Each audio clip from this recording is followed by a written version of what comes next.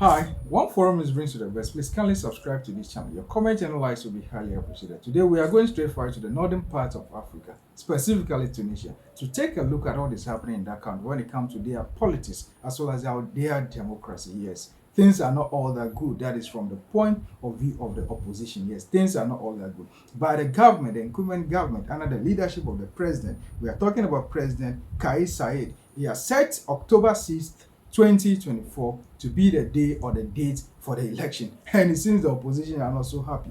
Why are they not happy? All that they are saying is they've not been treated fairly over the years. And most of their people, especially the opposition, that's the leaders of the opposition political parties and coalitions, they've been in prison or they are in prison. And as we speak, facts have it that over 40 people, that is political activists and leaders, have been in prison or they are in prison. Whether they were in prison rightly or wrongly, that one is for the law to take its course. But they are also agitating or saying now that you have set a date, but we have our leaders right in prison. Not until we release them, who will not take part or they will not be part of the election. But that sounds so bad when it comes to democracy. But frankly speaking, when you look at what is happening in Africa, or most African countries, not all of them do, some are doing very well, but most African countries, what is happening is once people step into power, they use power capriciously, yes. And in terms of that, they imprison their opponent who they see as threat. Some maybe legally in prison, yes, because if you are not conducting yourself very well, because this president we are talking about, Said, he raised the argument that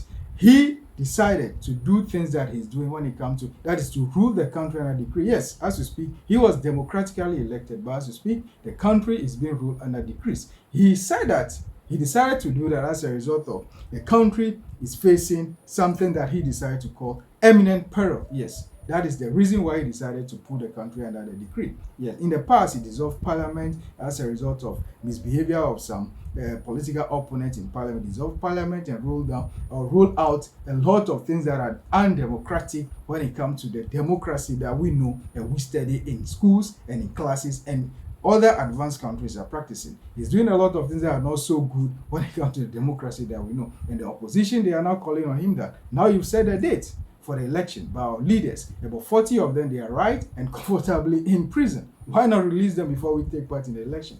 That is not going to happen because he's also arguing that they were legally and properly prosecuted and sentenced to jail. That is the sad aspect of our democracy and politics. Looking at things on the face value, when it comes to democracy, when you look at Tunisia in the past, it was one of the best democratically elected president or countries that we have in the past. When you talk about the Arab countries, yeah, we're talking about Arab countries, specifically Arab countries, not generally. Yes, their democracy was doing so well. The Arab Spring and other things came in to interfere and cause a lot of problems. But now we have a democratically elected president who have served 5 years. Yes, they normally serve 5 years. So he started his tenure in 2019 and he's been in office since then. Now he have called for re-election. But all is not when it comes to their democracy. But when you look at the whole of Africa, each and every country, they practice their democracy the way that they want to practice it. That's the sad aspect of it. Meanwhile, over the years, all over the world, the best form of governance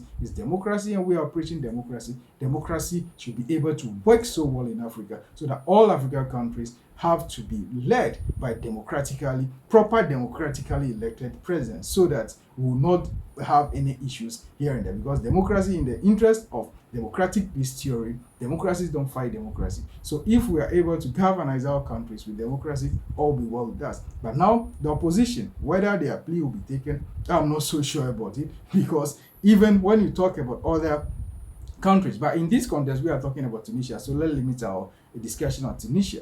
He can decide that, okay, you said you will not partake in whatever that we are coming to do, but they will raise their own opposition party or choose someone to contest him, and he's going to win and win comfortably. And sadly, the international world or international community will agree with him and congratulate him, and he'll continue. But what he's saying is he's protecting his country. That is why he's ruling the country now under decree. And sadly, and he changed the constitution also. Yes, that's what he said. He changed the constitution of the country, which is so dangerous for the country. And they are also arguing or saying that he changed the constitution just to consolidate power. Power is so sweet, and you know, power is something that if you don't handle it well, it's like fire. If you don't handle it well, it will burn you back. But we are hoping for the best for Tunisia, because Tunisia is one of the good countries that we have in Africa. You know, a lot of troubles or many problems happened in the past, but we are praying and hoping that the democracy of Tunisia will come back again and everything will be well with Tunisia. But please, for more about stories and issues like this, kindly subscribe to this channel, One Forum News, for the best when it comes to politics of Africa and historical antecedents. When it comes to security and crime, we'll be here to digest and break everything down to you and analyze everything for you. Your comments and your likes will be highly appreciated. Always be in touch with us. Kindly subscribe to this channel, One Forum News, for the best. Thank you so much.